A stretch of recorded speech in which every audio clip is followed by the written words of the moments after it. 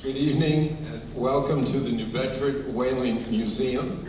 Thank you all for coming this evening. My name is Tony Sapienza and I am the chair of the Board of Trustees of this organization, and so pleased to be able to welcome you this evening for this talk by the minister. I'm going to have my friend Brian Rothschild do a formal introduction, but I want to specifically welcome the minister and our newest counsel, Rogerio Lopes, to our event this evening.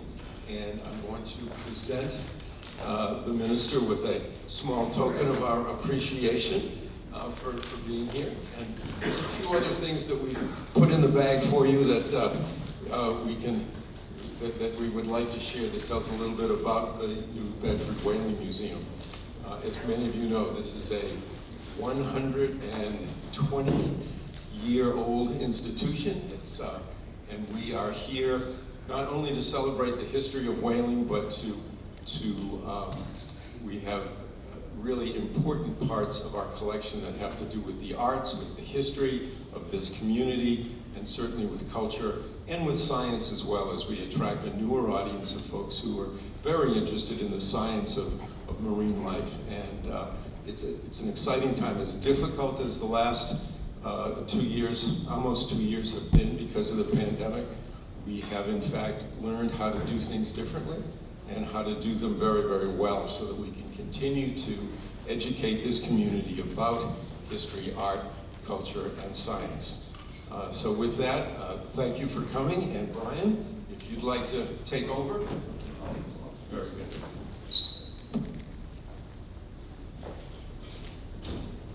Naturally, I share Tony's welcome. At the onset of my short remarks, I want to acknowledge Tony Cabral because he's my representative and he cared enough to come here. There he is. Thank you, Tony.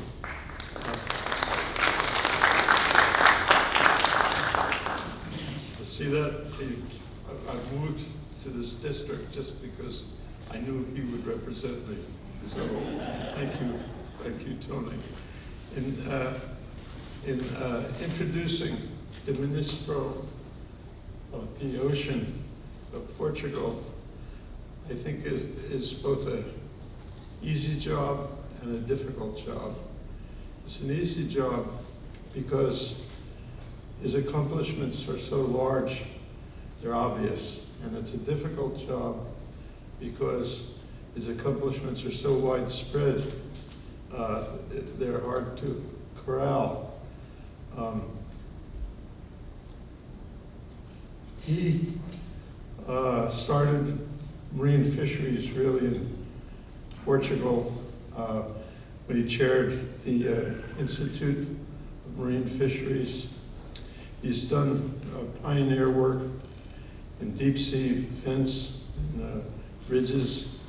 He's represented his government in at the EU in a lead position, and you can't think of a more knowledgeable person to educate us on how we should proceed with saving the biodiversity of the ocean. With that, I introduce Minister Santos.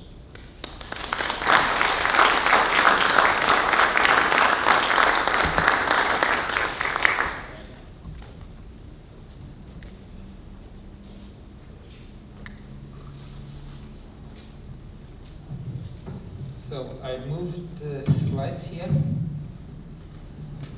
Philip. Oh, sorry.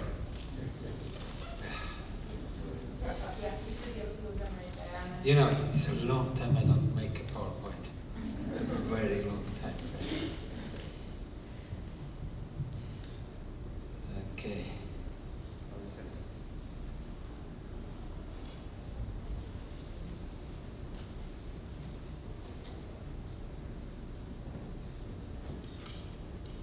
I'm sorry, I should have.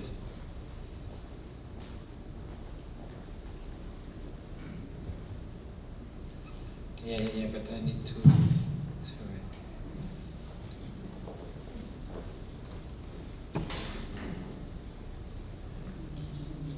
And I was not been drinking, eh? Okay.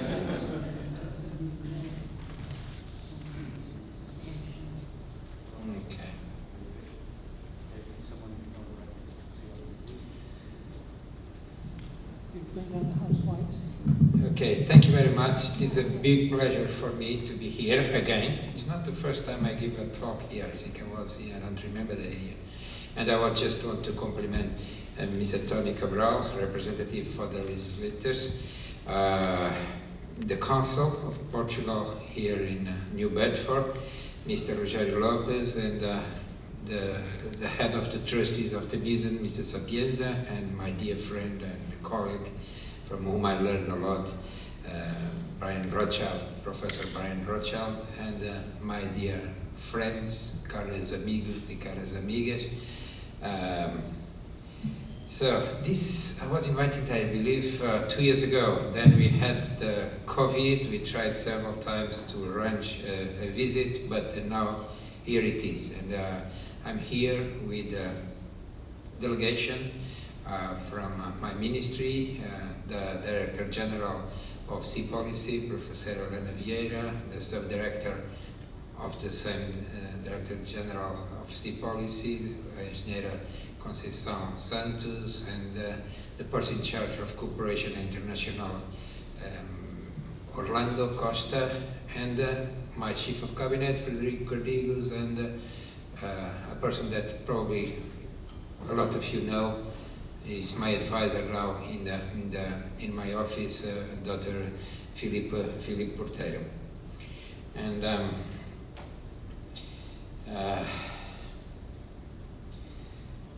And let me start by a question. Why Portugal and as a national ocean strategy? It is one of the few countries in Europe that has, in fact, a national sea strategy.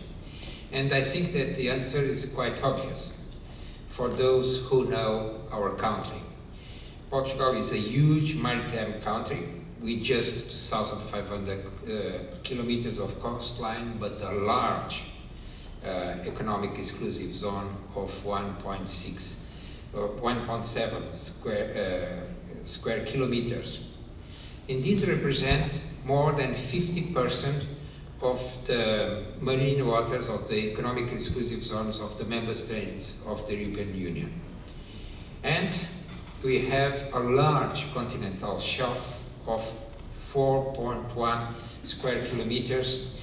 And as you know, and this connects very strongly with New Bedford, a unique maritime history and cultural heritage. And the sea has been embedded and is embedded in the nature of Portugal since time immemorial. Allow me to refer to John dos Passos, a very well-known writer, American writer, but from Portuguese origin, and his origin is from Madeira Island. He was not born there, but his father was born there. And in fact, in 2069, he published a book entitled The Portugal Story, not history, but The Portugal Story in the United States. And he did that because he felt that few Americans had more than a vague notion of Portugal's roles in the age of discovery. And according to John dos Passos, the ancestor of the Portuguese were, and he's a way that he almost begins his book, that was the first edition. And that's the Portuguese edition. This was in 69, this was in 70. After this one, the Portuguese, the American editions also recovered the title of the Portuguese, 3 centuries of expansion and discovery.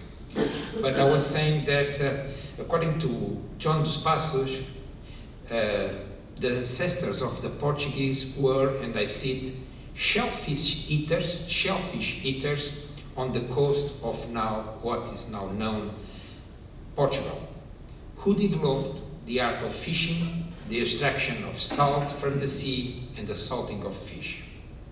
And for as long as we have statistics, Portugal has one of the highest rates of fish consumption per capita in the world. In the end, the Portuguese do not let their taste the taste of to fish to go unreported. So when I came to New Bedford, I went fishing with my dear friend Brian Rothschild, and we had success, didn't we, Brian? Yeah, one fish. But it's one fish at a time. And when Brian visits Fayal, we walk the strada of New Bedford in the island of Fayal. So that's memorable times. The sea and ocean, as was called in the time of Fernando Magalhães, and I would like to refer that since 2019 to next year, 2022, Portugal and Spain also are celebrating the voyage, the 500 years of the circumnavigation travel of Fernando Magalhães, finished by Sebastián Elcano. But this sea, and it was called sea ocean, Mar Oceano, in the times of Fernando Magalhães when he made the road, shaped, in fact, our geography, our history, our culture, and therefore it is perceived as our major political, strategic, and even diplomatic asset. The National Ocean Strategy that we are involved aims to produce a prosperous blue future of our maritime country. And in socioeconomic terms, Portugal's blue economy, on the verge of this third decade of the 21st century, is relevant and showed an increased trend since 2013. We have what we call the satellite account of the sea. In our ministry, the person in charge of this is Engineer Conceição. This is a statistical tool developed to track specifically the blue economy and shows that the sea-related business represents 5% of our GDP and employ about 4% of the active workforce. And of course, I'm talking on data before the pandemics. Compared to the overall economy, the blue economy grew almost to double, showing the strongest resilience of this sector during troubled times and its capacity to attract new investments. The coastal tourism and sea-related recreational and sports is the most important area of the blue economy, like in most European countries. Portugal is increasingly a coastal touristic destination, and its importance is believed to resume, in fact, after the pandemic. It's now recovering. The fish and seafood industry represents a force of the blue economy, but it is labor intensive and therefore socially and culturally very important. Maritime services and the transport, ports and the logistics is also increasingly significant. Recently, the harbor of Sines, a deep water oceanic port far south of Lisbon in Alentejo, entered the list of the top 15 of European commercial ports. Its role as a data center in digital hub is promptly its centrality. The blue economy is also responsible for 5% of national exports, and I would like to raise that the processed fish product and the fish play an important role. In fact, fish is the most important in exports in terms of agro-food products. Since 2006, Portugal built 3 national ocean strategies. In this new version, the one you see there, for the decade of 2021-2030 was published in June 2022, after an extensive consultation and presidential debates that went through 2020. We had to redesign some, we had to postpone some, but we did 13 public debates of this, of public consultation of this strategy in Portugal, including Madeira and the Azores. It was designed based on what we learned from the previous strategies and the vision we had for the future of our ocean. The 2013 Ocean Strategy is an evolution toward a more green and blue, fair and inclusive sustainable socio-economy to be developed within the limits of the ecosystem. The document is aligned with Europe, so we don't invented the wheel. The document is aligned with the European and international ocean policies and agendas for sustainability grounded on a carbon-neutral economy. Among these, the most important, the European Union Integrated Maritime Policy, the United Nations 2030 Agenda for Sustainable Development, the United Nations Decade of Ocean Science for Sustainable Development, the transition proposals by the high-level panel for sustainable ocean economy, who is represented at the highest level by our Prime Minister, and involves 16 countries. The other European country is Norway, and the United States is also a member of this panel, as Canada, Palau, Japan, and the European Green Deal. This is a very important document and strategy that now influence leads all the European Union policies. With its related strategies, namely the European Union Biodiversity Strategy 2030, the Horizon Europe, which is the component of science, funding of science in the European Union, and its mission Starfish. In fact, the Horizon Europe has proposed five missions for the next program that lasts until 2027, and one is dedicated to the oceans. This is called the mission Starfish. The other is cancer, another one is soil, another one is cities, and another one is climate. And the farm to fork strategy, among others. This international framework guarantees that country development will be aligned with the major global trends and policies, contributing in its way for the much needed change of development paradigms in circular economy, green energy transitions, green and blue energy transitions, decarbonization, sustainable food, digitalization, and so on. The vision is resumed in this way. It's based on promoting a healthy ocean, enhance sustainable development, the welfare of the Portuguese, and affirm Portugal as a leader in ocean governance supported by scientific knowledge. The National Strategy Ocean Strategy 2030 is organized in strategic goals, priority intervention areas, and targets. Goals and the intervention areas are fully interconnected.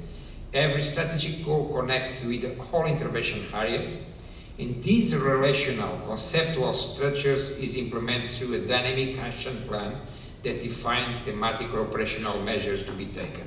I must say that both the strategy and the action plan were approved as resolutions of the Council of Ministers in Portugal and published in the official journal.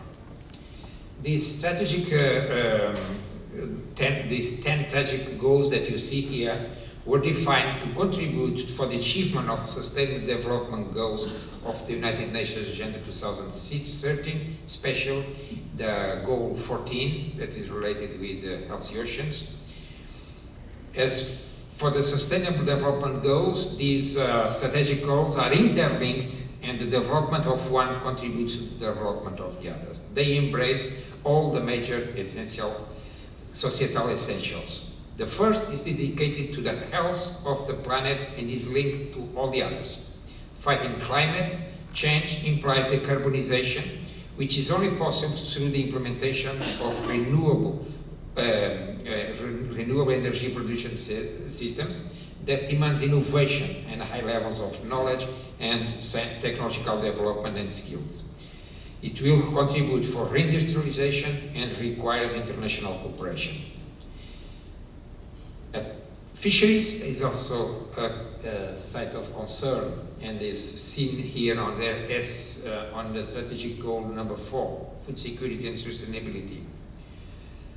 Water access and supply, health and well-being, scientific knowledge, technological development, and blue innovation. These are the 10 strategic goals that inform the Ocean National Strategy. The priority intervention areas were defined on their relevance to reach the strategic goals. They represent areas of action that have a major impact on ocean policies and promote sustainable progress of ocean-dependent coastal societies. All the blue sectors are considered. And we will see that here we put in the top science and innovation, in view that our strategy is firstly informed by science.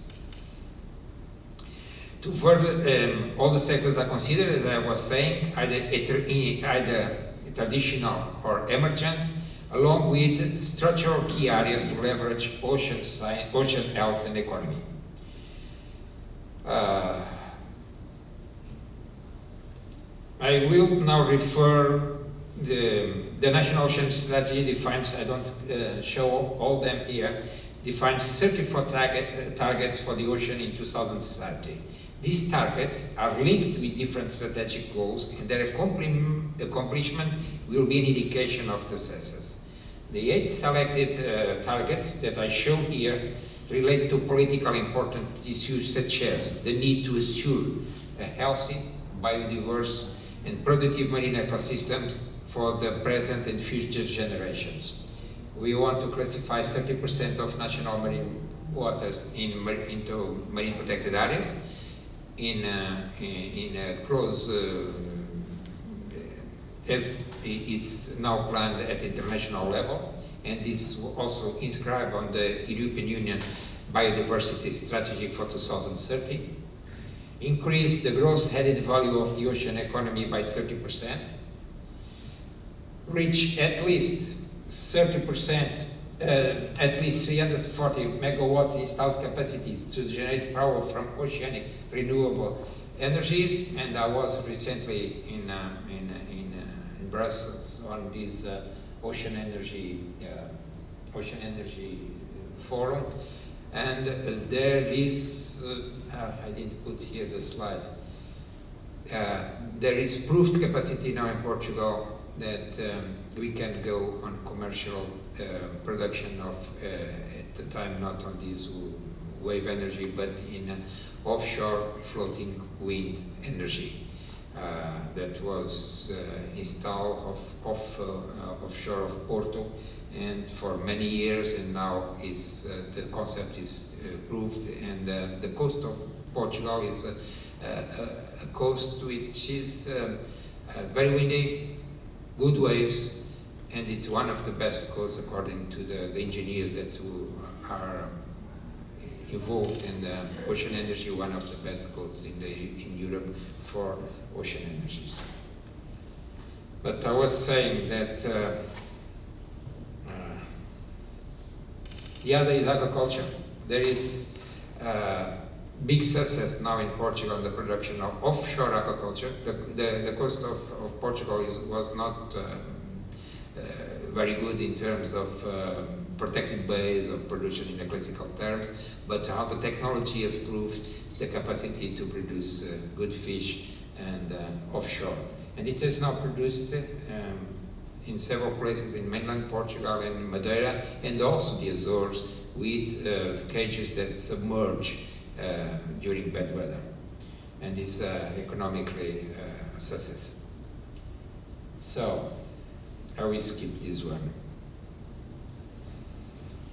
This is the action.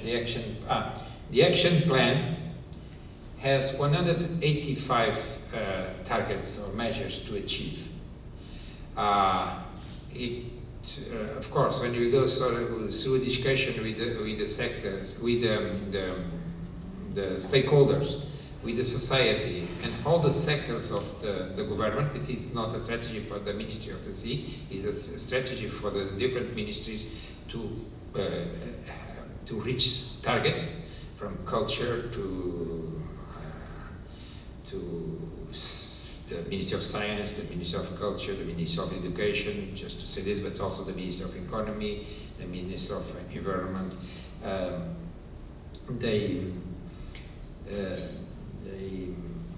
We will reach these targets. But we consider that 30 of these targets are emblematic, and I will show you some of them. One of is directed to observation, mapping, and ecosystem service. That is the issue of marine protected areas, big investment, the 30% of targets, the targets related with the ocean energy, the growth on aquaculture, offshore aquaculture. I will skip also the governance, which is important. We have to have that. Anna is led by the Minister of the Sea, and in terms of the Minister of the Sea, the General Direction that has the main responsibilities, the Regional Directorate for Sea Policy. The funding. The funding is dispersed, but when we think, there is not a budget associated to the strategy. But of course, we built the strategy thinking of the instruments that are available in the next few years. And these are the European Fund for Marine Affairs and Fisheries and Aquaculture, the EA grants, which is the economic European area funding, and the structural funds from the European Union.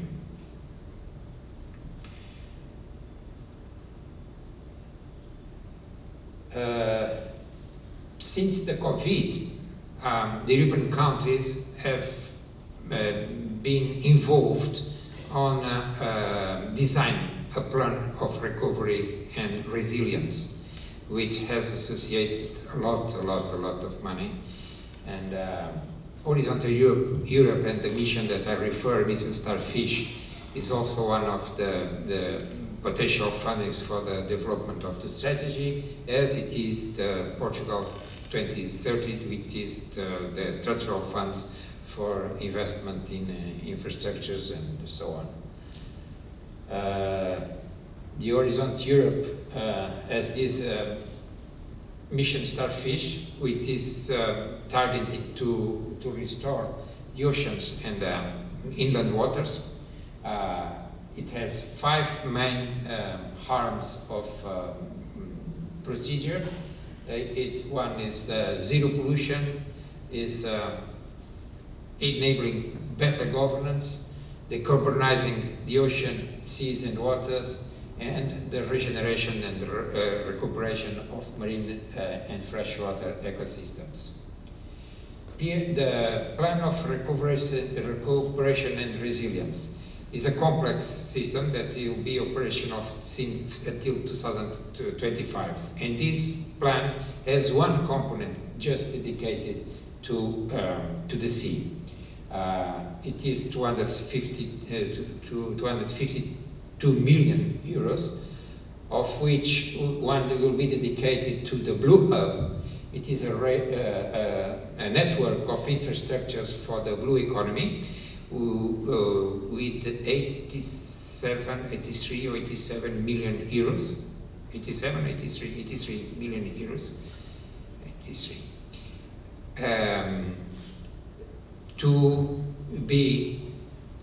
So it's predefined projects. We are now on the phase of contracting, of signing the agreements with the different. One is located in Algarve, mostly dedicated to aquaculture, biotechnology, and so on. Two in Lisbon, one in Oeiras, and one in Lisbon, that has the full coordination of the other hubs, another one in Peniche, another one in Aveiro, one in Oporto.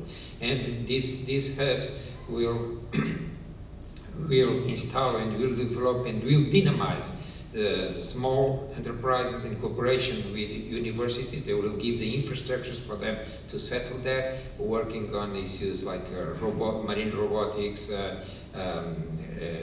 ocean energies, biotechnology, marine biotechnology, and aquaculture. Besides of that, also, I will skip this. And recently we have also built an association with the European Investment Bank to create the Portugal Blue. And the Portugal Blue is an association of the Blue Fund, who is coordinated by the Directorate of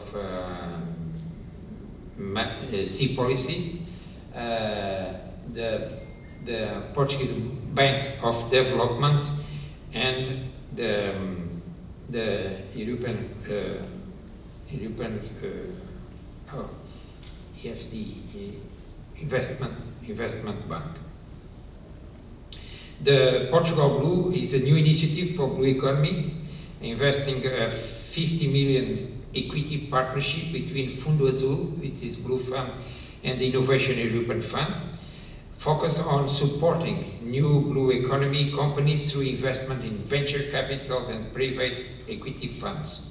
In October, the first selected fund, the Farber Blue Pioneers Fund, invested in early stage startups developing innovative deep tech solutions for positive impact on ocean sustainability and climate action.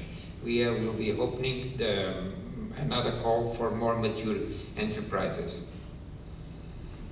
And finally, I would like to have a kind reminder for next year, second United Nations Ocean Conference that will take place in Lisbon to support the implementation of Sustainable Development Goal 14. As you are probably aware, this is also a 2 years delay on what initial plan. And this conference, under the theme Conserve and Sustainable Use of Ocean, Seas and Marine Resources for Sustainable Development, is co-organized by Portugal and by Kenya in conjunction with the United Nations. When the Ocean Conference was planned, it proposed, in fact, an ambitious agenda to call countries to action. But not only countries and government. This challenge is addressed to the business community, NGOs, foundations, universities, the young people, and to all, in fact, to all of us. And this is also a call for, do not hesitate to be prepared to come to Lisbon for this conference from 27th of June to 1st of July. And that's all. Thank you very much. I hope it was not too hard. Thank you.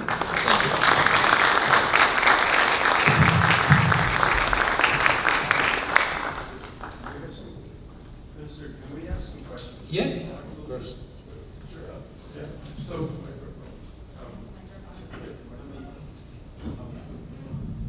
the offshore wind industry in Massachusetts is the first offshore wind project was just the groundbreaking was literally 2 weeks ago for an 800 megawatt project that will have 65 towers in the about 30 miles offshore from the city of New Bedford, and it will be staged here in New Bedford at what we call the Marine Commerce Terminal. We have no experience with floating towers or floating turbines. Is that technology proven, and is it something that would, because all of the projects that have been permitted in the United States, there are now 5 projects, are all for towers that will be seabed based. Yeah. So how good is the floating technology, and is it something that might be adaptable here in the United States? You know, the coast around the Azores, mainland Portugal is very deep. Yeah. And these experiments of developing these floating wind towers, I don't call them wind farms because there are only 2 at the moment, are installed since many years now. It is a joint project with our main company of electricity production called ADP, and it proves successful. The technology is there. There is production energy on not considered as a commercial phase, but now we have a lot of interest to enterprise to begin installing in the commercial phase, but for many for hundreds of these. We recently created the legislation to initiate this process of giving license for these enterprises, and as far as I can say, it's the only one. We had a lot of experiments in waves, in tides, and the success has been always very tricky. And failures, but the operations continues, like this core power of these buoys for production related to waves. But the technology is not so mature in terms of stability of production and survival of the structures, in fact. But the floating wind towers, yes, they are really. And is the goal of 30% renewable from the ocean, is that an achievable goal in your opinion? I didn't mention that 30% of. I thought I saw 30%. Energy. We have been careful. We say, 300 megawatts of energy from this, and we have planned for 2050 only 1.3 gigawatts by 2050. But I expect that these numbers will increase as the interest is in fact growing. But the only that is really proved, I can say, is the floating. And that the technology was produced all in Portugal. The government in Massachusetts has estimated that there are 9 gigawatts, 9,000 megawatts of available wind power off the shores of Massachusetts, Connecticut, and Rhode Island. And the leases that the federal government has made, and with the support of the Biden administration, we expect to see a 20-year period of continuous development of offshore wind with seabed-based towers, because our continental shelf is much shallower than the continental shelf in Portugal. I'm wondering if there are ways to cooperate or to learn from our experience or from your experience with offshore wind. I think there is ongoing cooperation already. And even our company, ADP, has some interest here in the United States. And today we were on this, they had issues on ocean energy, don't they? There in Boston, Helena. Yes, there were also startups developing this technology. The main issue is still the cost, because the cost of the technology, of the product. But they mentioned cooperation? With No. the Portuguese? Yeah, they were involved in Pelamis, Yes. the failure. Yeah. That was one on waves energy. That was a very tricky. The Port of New Bedford has just launched an organization called the New Bedford Ocean Cluster, which will be working in 4 areas: commercial fishing, aquaculture, offshore wind, and information technology for the oceans. And with some alliance with SMAS, the school at UMass Dartmouth, it seems to me there are some opportunities, given our Portuguese history here in New Bedford, that we might in fact have some very unique partnerships going forward. I look forward for that. I think we plan to have this cluster in our road map of this visit, but I don't know if in the end it was included. Federico was included? Philip? Yes, we have not yet the confirmation, but most probably on the Saturday we will have a lunch with the people from the ocean, IMAR ocean. Okay, if you can influence, I can. because we wanted to visit them. Director, I should be able to. You are the director? Yes, the board. The board? The board. So, it's easy. Why did you... Philip, you were knocking the wrong doors. We will make the arrangements. Yes. Thank you. So are there other questions or comments back there? What are the dominant aquaculture species in Portugal right now? Sorry? What is the dominant? The dominant aquaculture species. What are you focusing on? And aquaculture. Ah. Okay, in English is Dorada, Dorada, Robolo, the jack, video, jack is a new thing that is produced in the Azores. Sea bass, sea bass is the Robolo. Sea bream, and the flatfish called sole. It's not the sole. It's a big one.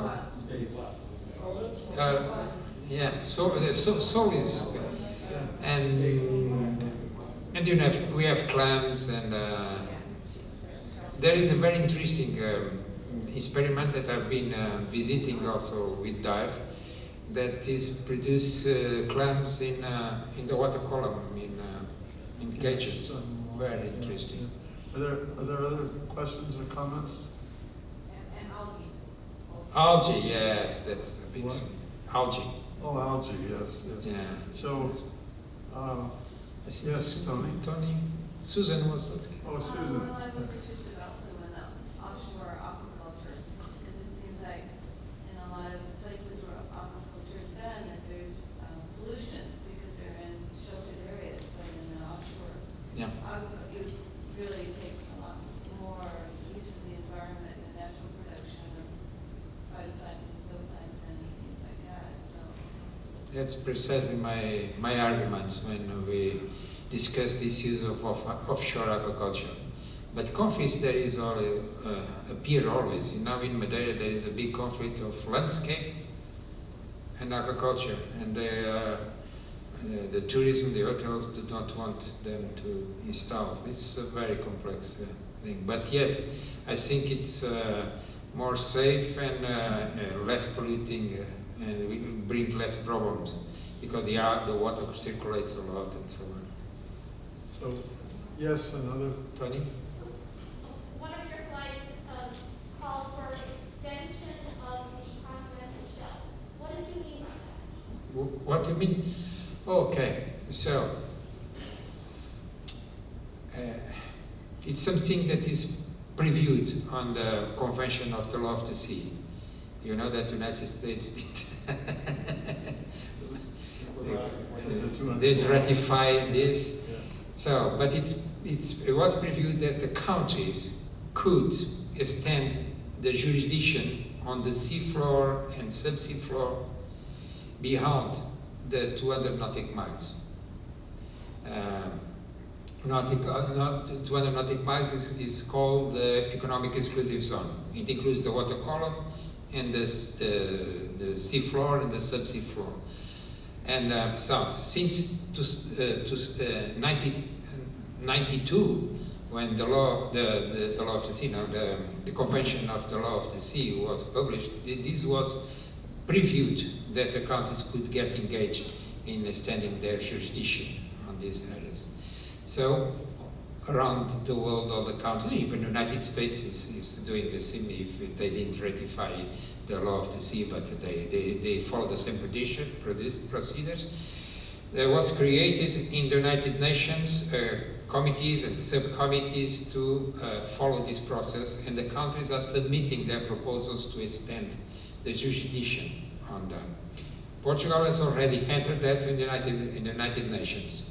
So since the moment it entered, the jurisdiction is Portuguese.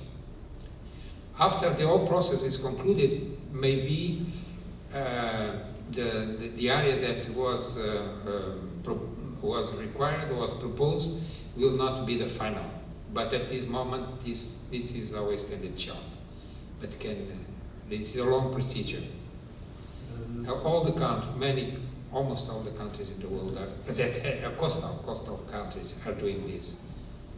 So they have to follow some procedures that are clearly defined on the point of view of jurisdiction and geology. It's a complex, difficult to interpret sometimes.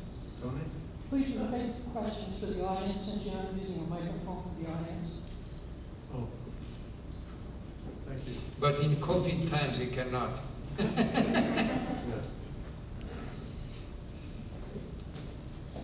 I feel like Tony could probably project, but. Project. I don't think I need a microphone. But quickly on the issue of offshore wind, Mayflower project, as you know, is now in the bidding process for one of those awards in Massachusetts. In the Mayflower project is a partnership of EDP Renewables, also Shell Oil, the Dutch Shell Oil, and the French company, which the name escapes me. And EDP Renewables are the leading partner in developing the bid. Well, they already bidded, but in developing the project. Actually, the CEO of Mayflower is an employee of EDP Renewables. He's been working for EDP Renewables for about 12 years. So Portugal is very much involved in our own offshore wind projects here. I did have about several years back, I was part of an energy tour sponsored by FLAD. And we did visit the floating turbine off the coast of, I believe the one that we visited was the first one. Vienna. Which is near Vienna, Yeah, right? Near Vienna. Pretty interesting operation. Tony Sapienza said that in our area, the continental shelf is much shallower than of Portugal. But some of the leases that the federal government has already awarded, especially to a company called Equinox, it's way out there, and they might require that might be too much for the stationary turbines that are now being planned for the other project. And I think they might be looking at the floating turbines, which is primarily developed and tested in Portugal. Thank you, Danny. Are there any more questions And or then comments? take one more question for the minister if we have one. Well, I think that we had a very good presentation by Minister Santos. We really appreciate you coming here. We had a good discussion on the ocean cluster, and we have to thank Tony and anybody that wants to talk about it. I'm sure you know how to reach Tony. We had some good questions on aquaculture. This is going to be a coming thing. And did you, before I... One more thing to say, Oh, okay. if I could. One more thing. I wanted to make sure that I thanked our co-sponsor. The Whaling Museum sponsored this event along with UMass Dartmouth Center for Portuguese Studies and Culture, and the director, Paula Nervosa, was here this evening, and I want to thank UMass Dartmouth for contributing to this project. Most importantly, I want to thank you, Brian, and certainly you, Minister Santos, for coming to New Bedford and re-energizing us around these really important ecological issues. Thank you very much.